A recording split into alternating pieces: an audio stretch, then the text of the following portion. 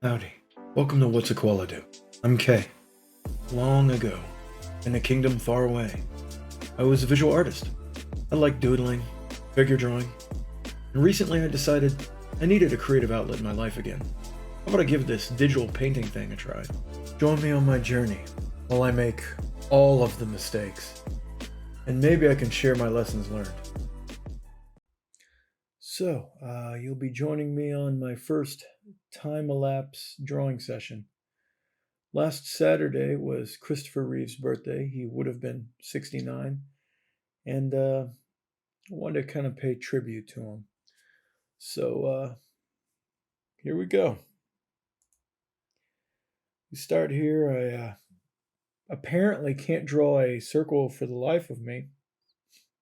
It takes several tries, and then I start basic outlining of a head. I haven't done this in a long time. I'm very out of practice.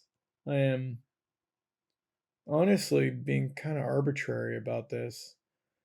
I'm not following the formula very strictly. So, on one hand, I'm using forms, and on the other hand, I'm winging it. So, yeah. My channel is really going to be about lessons learned and all the mistakes I make, and just I got to practice the fundamentals. Gonna have to do this, dozens, if not hundreds of times. And that's really what it is. It's really going to be about the journey more than the destination. I'm not trying to rush this. I'm not really doing this for a career. Um, if eventually it turned into that, that would be just icing on the cake.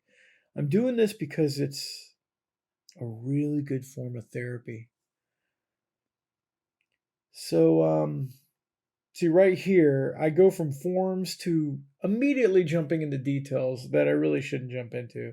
You should, I think, you should probably work in increments of detail where first I put the basic 3D shapes down and then real rough draft of where to place the eyes, the nose, and the lips. Here I am already trying to do teeth. Uh, really way too concerned with detail too early in the project. Um, but yeah, I'm following my heart. So the details are okay. I mean, they do give me a sense of where to place everything, but this is probably not a best practice. We will find a little bit later on that my proportions are a little bit off. They're not too far off. I mean, it does look like a human head, but my proportions will not match uh, Christopher Reeve necessarily. It's all a learning process. So, I mean, in jumping into details so early, it feels like I'm making a lot of progress fast, which I guess that was the mentality. Um, I am using a couple of reference photos here.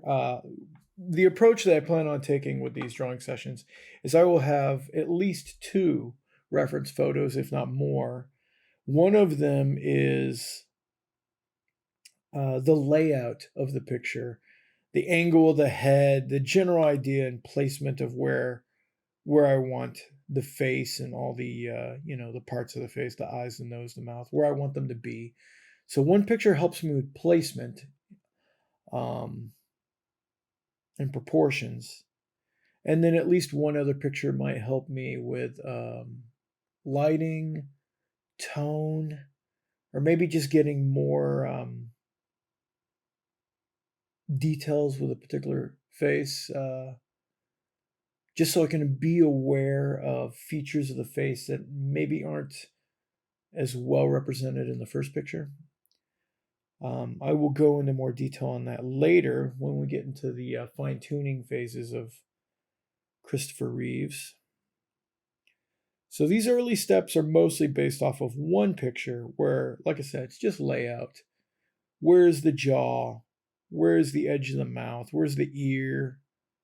General shapes, hair, that kind of three-quarter view of the face, that kind of thing. Again, I'm going into detail way too soon. I should be just mapping things out in general shapes. First, your big 3D shape of the face, then just real general angles of eyes and nose and mouth. But no, I'm trying to go right for teeth, man. Come on. This is way too early for teeth. But it works out in the end because this is digital painting. If this was pen or pencil and paper, I'd be screwed. I'd be making fuzzy paper all over the place from all the adjustments. But this is the beauty of digital painting is I can just select an area and move it and scale it and rotate it. I can make corrections. I am, let me be very clear. I am not claiming I am some great artist. I am just a visual artist that wants to use the new medium of digital painting, digital art. And I have no qualms using undo and mask tool and transform to fix my errors. The more I do this, the less errors there will be. But there will always be errors, and that's okay.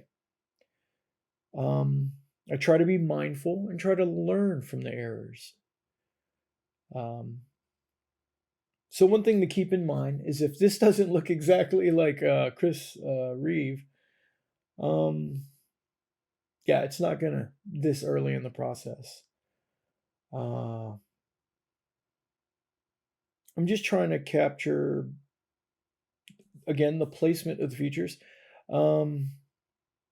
His eyes have a certain, there's folds around them. He has very low body fat percentage in his face. So his features are going to be sharp. His cheekbones are going to be sharp.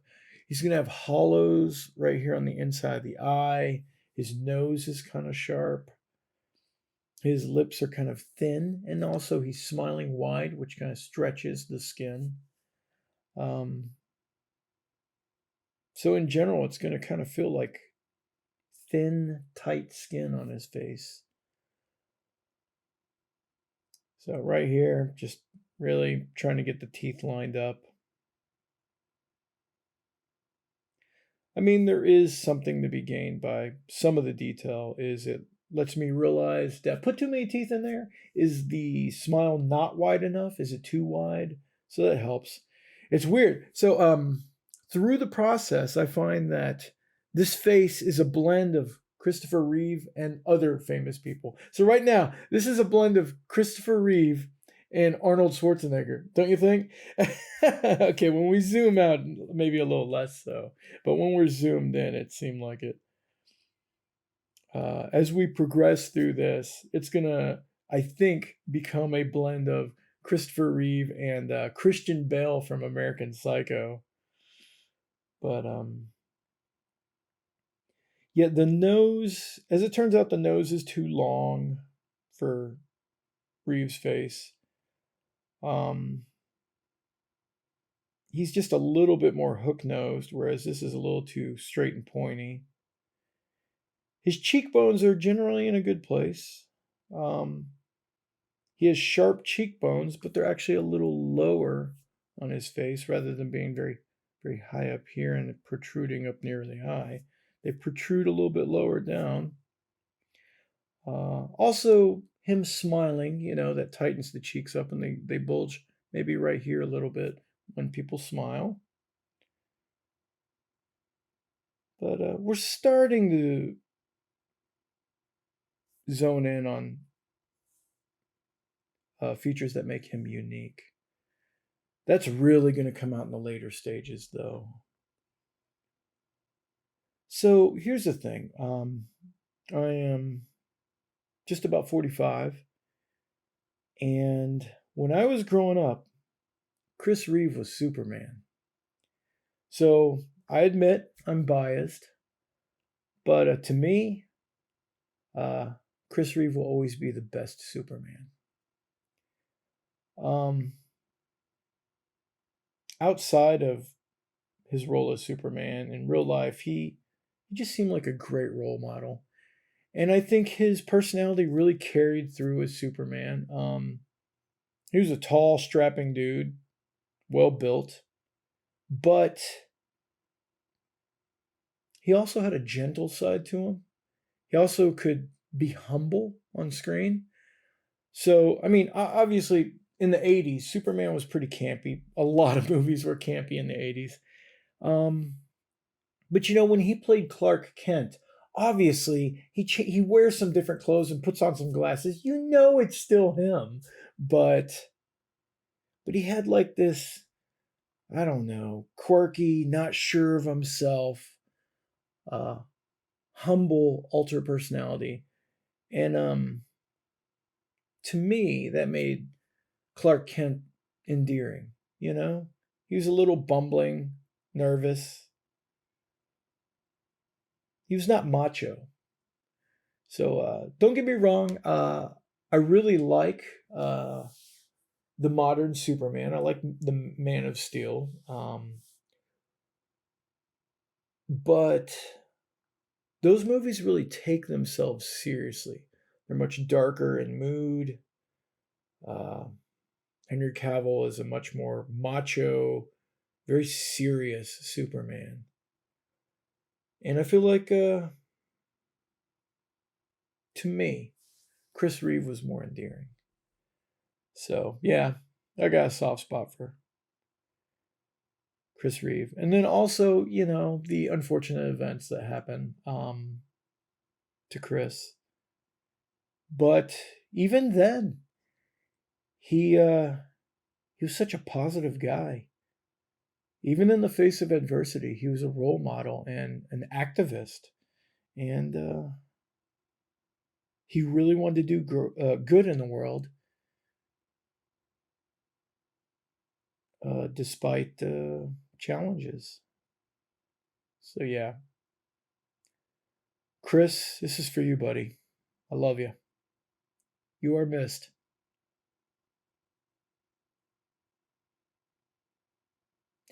So, the interesting thing about one of these reference photos is the light is very, it was like a paparazzi shot. And so the light is very head on. It's not off to the left or the right. It's not above or below. It's very head on. Um, so that changes the shading of the face.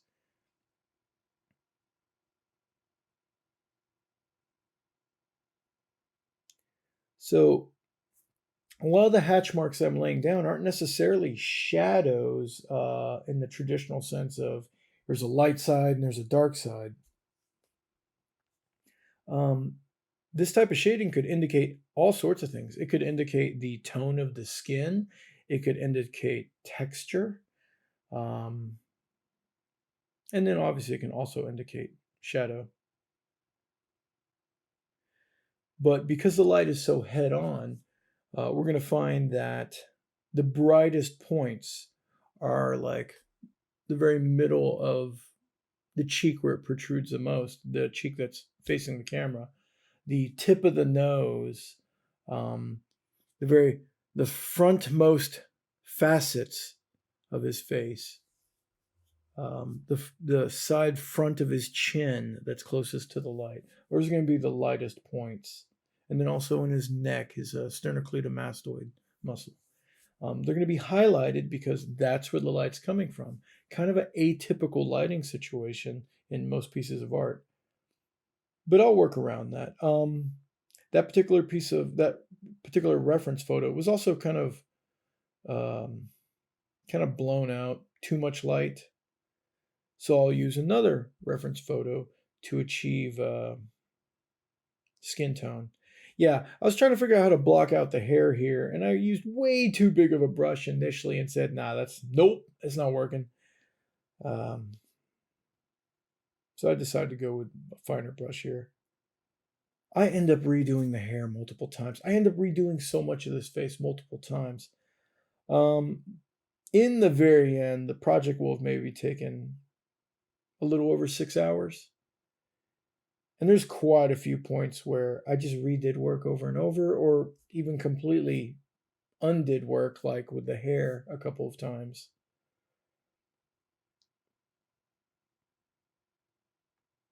So we're progressing. The face, I feel like this is when we're getting into that phase where it's more like Chris Reeve, but it's also like a blend with Christian Bale from American Psycho. They both Christian Bale is very low body fat in that movie. So what happens is the face, when you get low enough body fat, the face drastically changes. I know from my own experience with weight loss and weight gain, you can look like a completely different person. But when you're at those really low body fat percentages, the skin is very tight to the face. Again, you get the hollow inside the eye, which you can see up close right now, and also the alar facial scolus, I believe it's called. It's this point right here, the flat of the skin right on the outside of the nostril. That gets very tight to the skull, to the inside of the cheekbone, and that will become a flat spot. So unfortunately, I lost some video, but I wanted to recap what I did because it's pretty noticeable, the difference. So here we have where I left off in the previous section, and it's not quite Reeve yet, but individual features are matching pretty well. The eyes, the nose meets some of the requirements, and then the mouth is pretty good, but their placement is a little off. So what I did is I looked at a couple reference photos, and I did a little bit of a squinting measurement. Not the most scientific method, but then I lined that up with my picture, and I made a separate layer here, and you see these hot pink marks. Um, they tell me generally where I should be placing the facial features. So this line right here is the bottom level of the eyes, and his right eye is in a pretty good position. Maybe it should move outward a little bit. Actually, this is more about the bridge of the nose. Should be blocking the eye a little bit more. His nose comes out a little bit more at the beginning and then kind of angles downward. So it's a slight hook to his nose that isn't there right now. This is too straight and pointy. Most notably, his left eye, our right, it is kind of angled downward from the other eye. It actually should be moved up and angled so that it is slightly above the other eye to be more anatomically correct because of this particular angle of the face. The angle of the eyes are not quite matching the angle of the face. They're doing two different things. Partly because I was using multiple photos for reference to get the aesthetic that I wanted. Also, his nose is just too long. So you see this pink mark here, that should be the bottom of his nose. So the whole nose is too long. It needs to move up on his face. With it, his whole mouth needs to move up a little bit. This mark here should be the bottom of his upper lip where the teeth start. And then, even though this picture already has a pretty large chin, Mr. Reeve had a heroic chin, right? He had a Superman chin. It needs to be taller. So the whole mouth needs to start a little bit higher, and it all needs to move up. So that's what I did is I used the mask tool, transform tool, went back, erased some of the sketch lines or the shading, the hatch marks, put in new hatch marks to match, kind of blend it all together so that it can result in better proportions, closer to Reeve's actual proportions. Sorry about the loss of video, but now we're looking even more like Reeve, right? And I keep saying I keep seeing other people's faces in this face. So right now, we've reached a point of it's mostly Chris Reeve, but it's partly Zac Efron. Tell me if you see it, huh? A little bit of Zac Efron in there, huh? It's funny how we see faces and faces.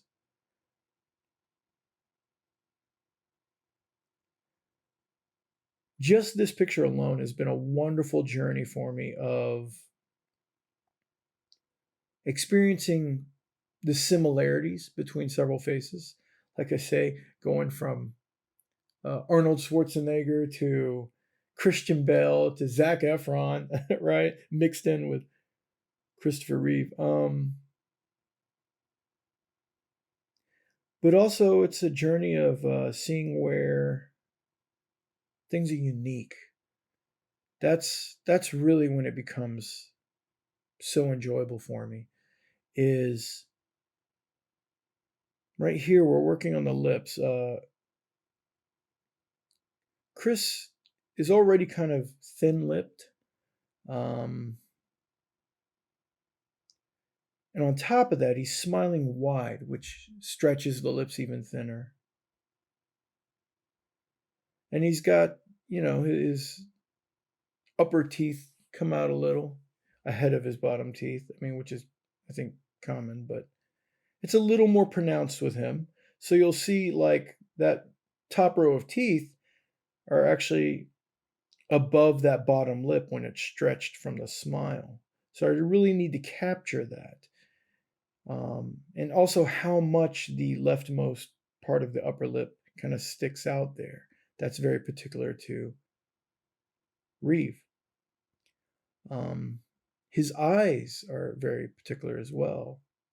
And again, I'm trying to capture the hollow there because of the very low body fat percentage. His cheekbones sticking out a lot. You can kind of see the shape. You can really see the shape of his skull in his face. And then also, not just the alar facial scolus, but higher up here, the the surface that where the face is coming up to meet the bridge of the nose, he's got a highlight there, which is very specific to Reeve. So we want to capture all those things. The sum of all those unique features are going to subtly indicate that this is indeed Reeve. Any one of them by themselves might not be obvious. So a favorite technique I'm going with on this particular picture, and I might stick with it, is I really like doing hatch lines for shading. I know it can come off as messy or unrefined, but that's kind of what I like about it. I want the end piece, and you'll see, I'll revisit this, but I want the end piece to feel almost realistic, but I also want it to be obvious that it's a sketch. I like that texture. So I will continue to refine it over and over again till it feels slightly more realistic in each iteration, but I always want to keep that hatched, sketchy feel.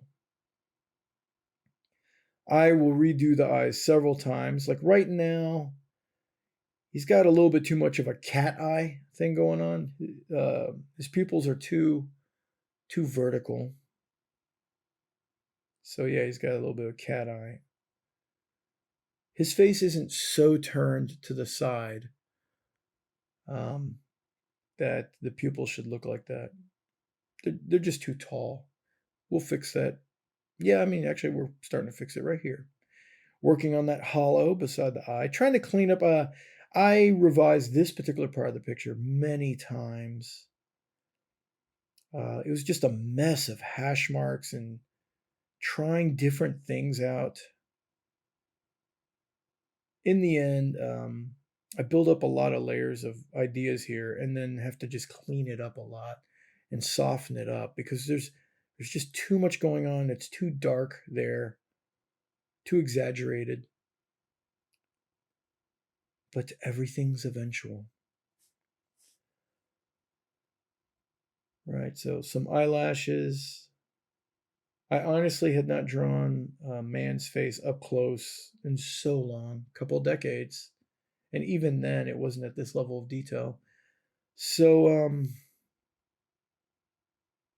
some of my faces, most of my faces that drew, tend to be female, and I tend to like to put some heavy eyelashes on them. Do a little bit of makeup, I guess. And I realized in doing this picture, well, at least Christopher Reeve in this picture didn't have a ton of eyelashes. So I had to actually pay attention to the photo. The eyelashes are a little, I don't know, inconsistent. I mean, that's how they are in the photo.